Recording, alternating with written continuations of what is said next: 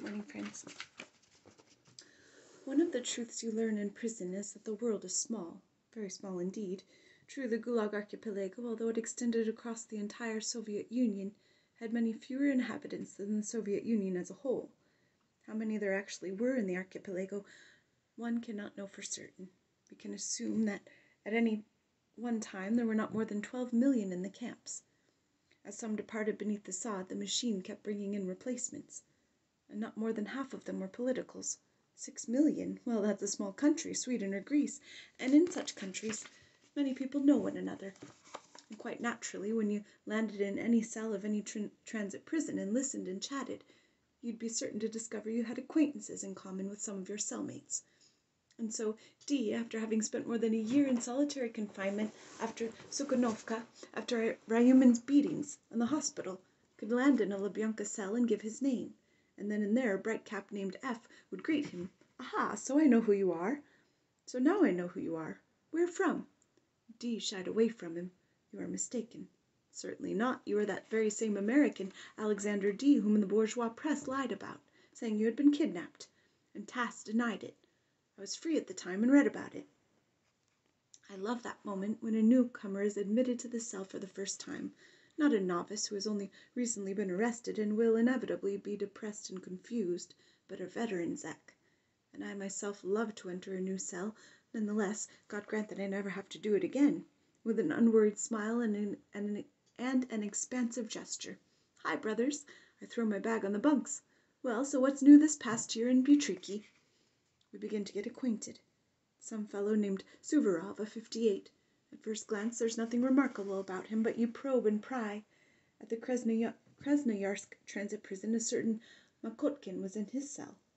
Just a moment, wasn't he an Arctic aviator? Yes, they named an island after him in the Taimyr Gulf, and he's in prison for 5810, so does that mean they let him go to Didinka? How do you know? Yes. Wonderful. One more link in the biography of a man I don't know. I've never met him, and perhaps I never shall. But my efficient memory has filed away everything I know about him. Makotkin got a whole year, 25, got a whole quarter, 25 years. But the island named after him couldn't be renamed because it was on all the maps of the world. It wasn't a Gulag island. They had taken him on at the aviation Sharashka in Bolshino, and he was unhappy there, an aviator among engineers, and not allowed to fly. They split that Sharashka in two, and Makotkin got assigned to the Taganrog half, and it seemed as though all connection with him had been severed. In the other half of it, however, in Rybinsk, I was told that he had asked to be allowed to fly in the far north, and now I had just learned he had been given that permission.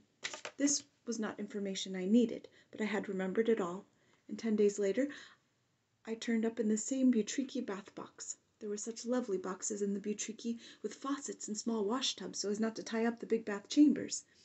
As a certain R. I didn't know this R either, but it turned out that he had been a patient in the Butriki hospital for half a year and was about to leave for the Rybinsk Sharashka. In another 3 days, the prisoners in Rybinsk too, a closed box where Zeks were cut off from all ties from the outside world, would nevertheless learn that Makotkin was in Didinka, and that they would also find out where I had been sent. Now this is the prisoner's telegraph system, attentiveness, memory, chance meetings. And this attractive man in horn-rimmed spectacles, he walked around the cell humming Schubert in a pleasant baritone. And youth again oppresses me, and the way to the grave is long. Sarapkin, Sergei Romanovich. But look here, I know you very well indeed. You are a biologist, a non-returnee from Berlin. How do you know? But after all, it's a small world. In 1946, with Nikolai Vladimirovich Timofeyev-Rozovsky. Oh, what a cell that had been in 1946. The memories of it returned. It was perhaps the most brilliant cell in all my prison life. It was July. They'd taken me from the camp to the Butriki in those mysterious instructions of the Minister of Internal Affairs. We arrived after lunch, but the prison was so overloaded that the reception processing took 11 hours, and it was not until 3 a.m. that, tired from the boxes, I was admitted to cell 75, lit by 2 bright electric bulbs below the 2 domes, and the whole cell slept side by side. Restless because of the stuffiness, the hot July air couldn't circulate through the windows blocked by the muzzles.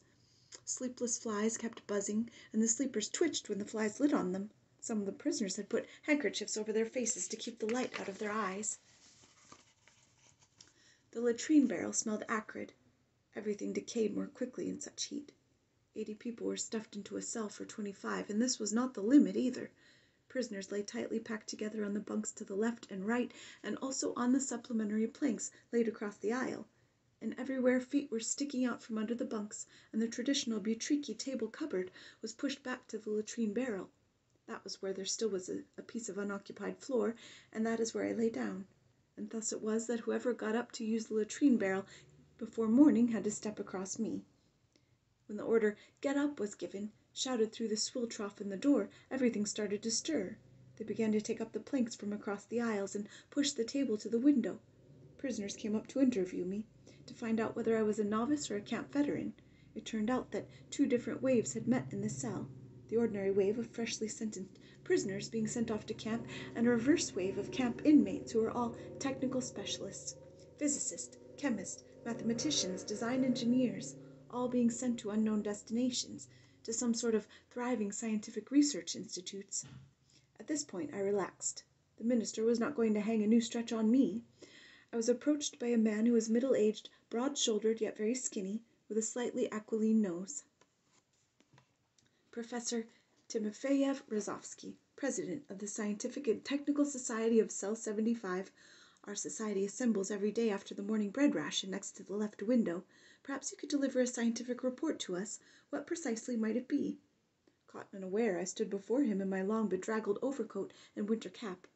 Those arrested in winter were foredoomed to go about in winter clothing during the summer, too. My fingers had not yet straightened out that morning and were all scratched. What kind of scientific report could I give?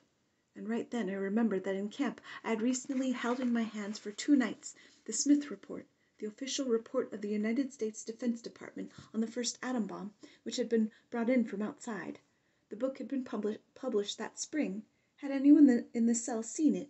It was a useless question. Of course no one had. And thus it was that fate played its joke, compelling me, in spite of everything, to stray into nuclear physics, the same field in which I had registered on the Gulag card. After the rations were issued, the Scientific and Technical Society of Cell 75, consisting of 10 or so people, assembled at the left window, and I made my report and was accepted into the society. I had forgotten some things, and I could not fully comprehend others, and Timofeyev Rozovsky, even though he had been in prison for a year and knew nothing of the atom bomb, was able on occasion to fill in the missing parts of my account.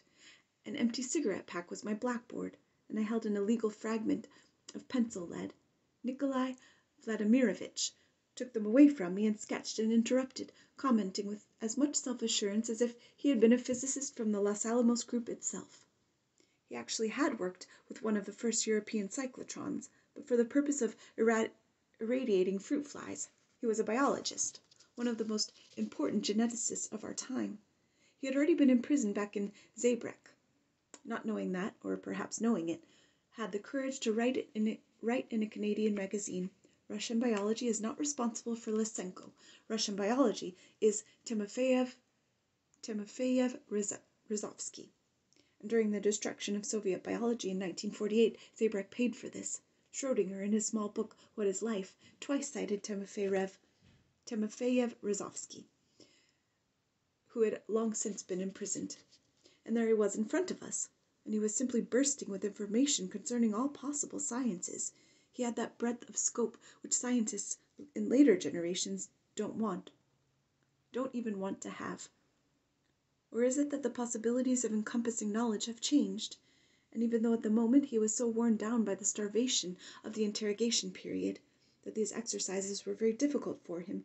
On his mother's side he was descended from impoverished Kaluga gentlefolk who had lived on the Resa River, and on his father's side he was a collateral descendant of Stepan Razin, and that Cossack energy was very obvious in him, in his broad frame, in his basic soundness, in his determined struggle with his interrogator, and also in the fact that he suffered from hunger more than we did.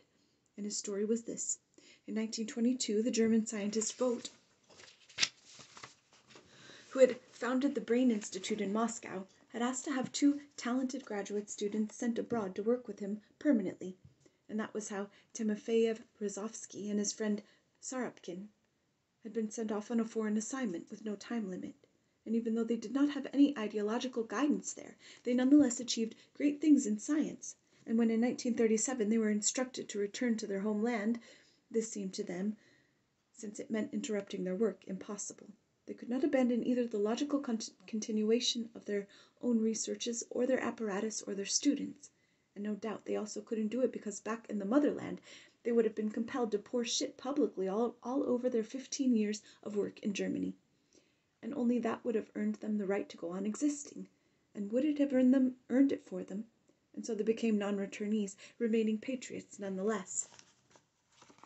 In 1945, the Soviet armies entered Buck, a northeast suburb of Berlin, and Timofeyev Rozovsky and his entire institute joyously welcomed them.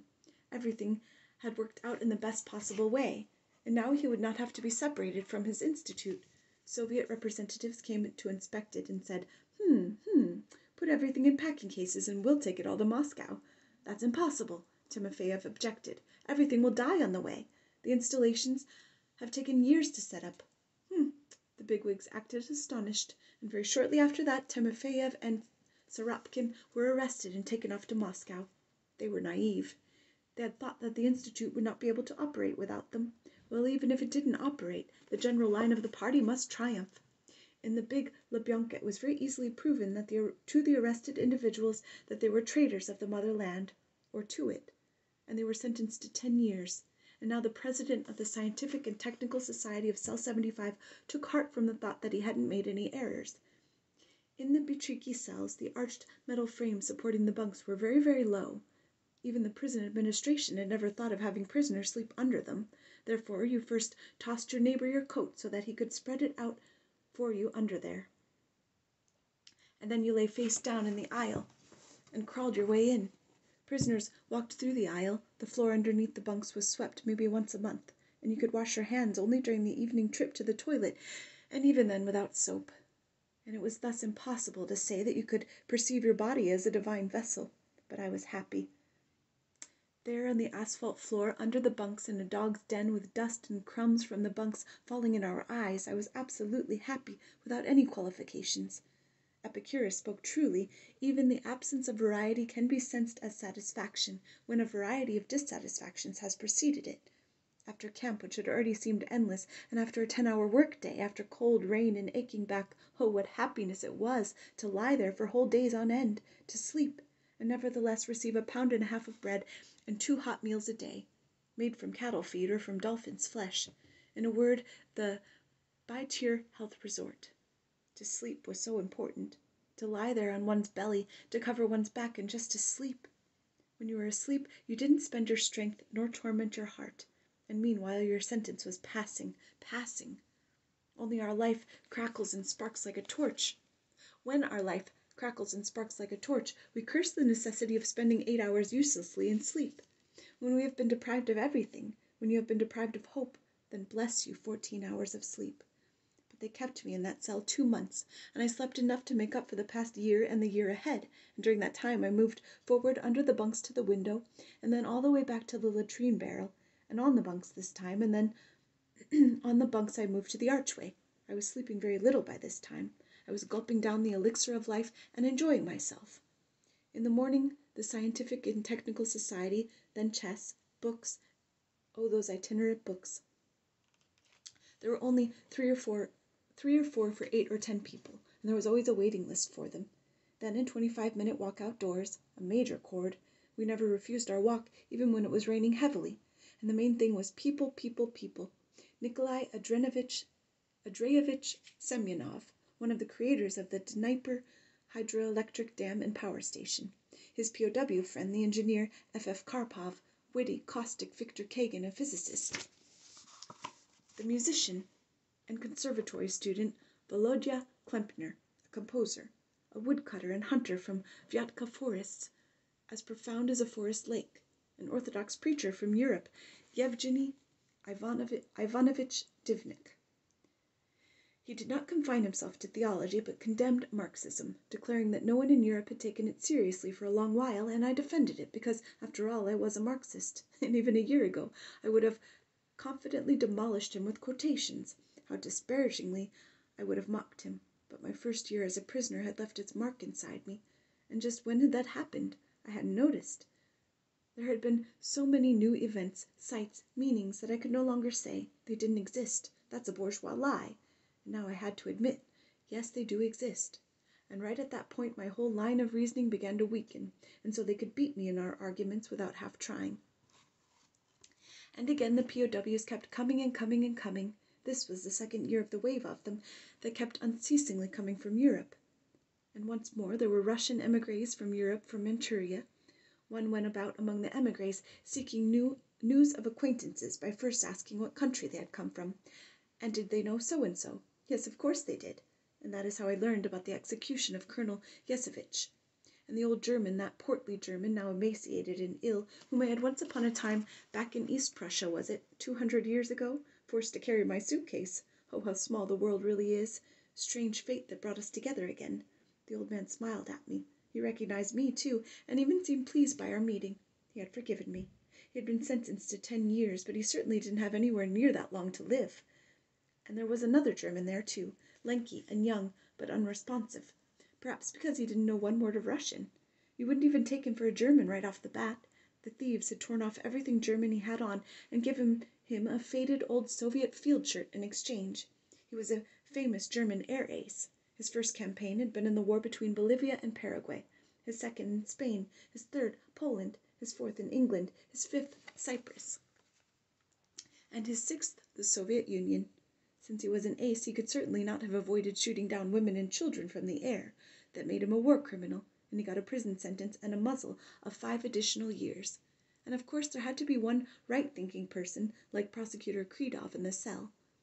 They were right to imprison you all counter-revolutionary bastards. History will grind up your bones for fertilizer. You're going to be fertilizer yourself, you dog, they shouted back.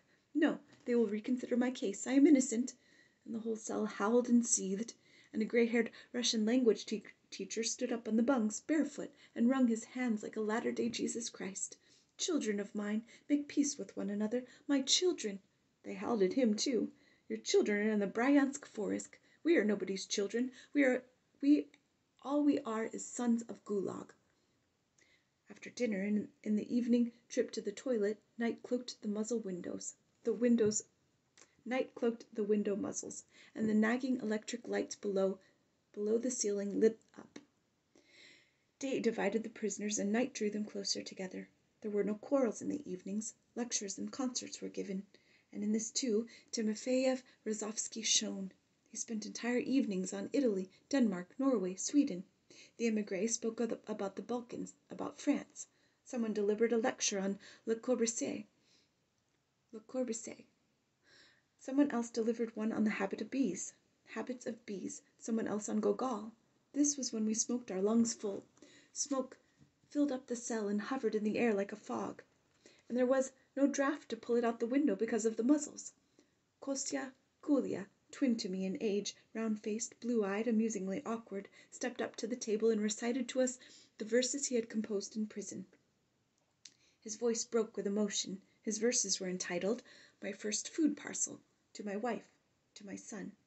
When in prison you strain to get by ear verses written in prison, you don't waste a single thought on whether the author's use of syllabic stress is faulty or whether his lines end in assonances or full rhymes. These verses are the blood of your own heart, the tears of your own wife. The cell wept. In that cell, I myself set out to write verses about prison. And it was there that I recited the verses of Yesenin, who had almost but not quite been on the forbidden list before the war, and young Bobnov, a POW, before that apparently a student who had not completed his studies, worshipfully gazed at those reciting, his face aglow. He was not a technical specialist, and he hadn't come from camp, but was on his way there, and because of the purity and forthrightness of his character, he would in all likelihood die here. People like him didn't survive there. And for him and for others, their fatal descent braked for the moment. The evenings in cell 75 were a sudden revelation of that beautiful world which exists, and will continue to exist, but which their own hard fate hadn't given them one little year of. Not even one little year of their young lives. The swill trough dropped down, and the turnkey's mug barked at us. Bed.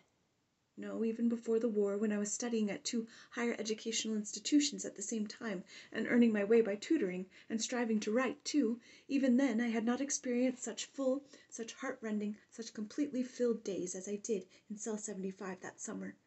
But listen, I said to Sarapkin. I've heard since then from someone called Duel, a 16-year-old boy who got a $5, not on a school report card, for anti-Soviet propaganda.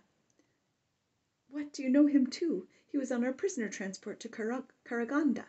I heard, I continued, that you were given work as a laboratory assistant doing medical analysis, and that Timofeyev Rzhevsky was constantly being sent out on general assignment work. Yes, and he grew very weak. He was half dead when they brought him from the Stolypin car here to the Butriki, and he is in a hospital bed here right now, and the 4th Special Department is issuing him cream and even wine. But it's hard to say whether he will ever get back on his feet again. Did the 4th Special Department summon you? Yes, they asked us whether we considered it might still be possible after 6 months of Karaganda to start setting up our institute here in the fatherland. And you, of course, agreed enthusiastically. Most certainly. After all, we have come to understand our mistakes, and besides, all the equipment wrenched from its original place and put into packing cases got here even without us. What dedication to science on the part of the MVD. May I ask for a little more Schubert? And Sarapkin sang softly, staring sadly at the window, his spectacles reflecting both their dark muzzles and their light upper sections. From sunset to the morning light... Sorry, this part's in German. I had to try and translate. From sunset to the morning light, many a head become old, who believes it wasn't mine on this whole journey. Have a good day, friends.